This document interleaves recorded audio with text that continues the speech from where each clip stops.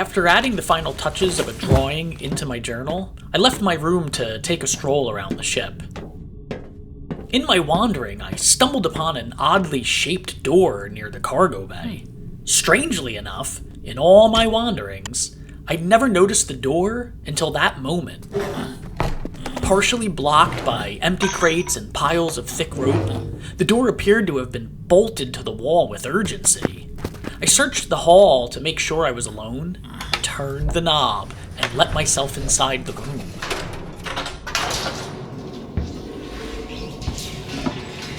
Wires, tubes, fluid-filled bags, clamps, jars of ball bearings, and other tools and devices hung inside the poorly lit room. But as I stepped deeper, I realized this was no common storage closet.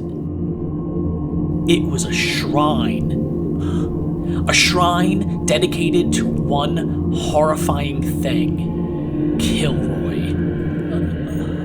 On the far wall hung 5 portraits of the large metal beast.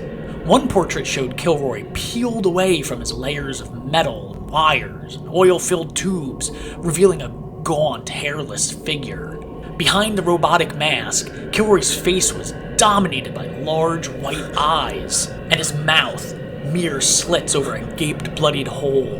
His skin was pale and veiny and taut across the bone. Although I briefly gazed upon his face in a blurred image on a monitor, this brought the monster onto the ship. And I would be lying if I didn't admit I wished to leave that room. But I pressed on.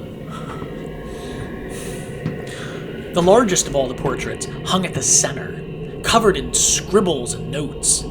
It seemed someone painstakingly went through the trouble to explain Kilroy's armor, weapons, weaknesses, strengths, and other useful tidbits of information. Several notes stood out above the rest.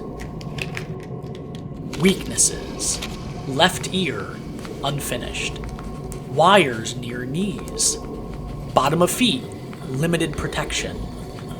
As I finished scribbling the notes into my journal, a loud bang broke my concentration. I ran out and shut the door behind me. I hustled back to my room, a bit more scared, but also a bit more confident.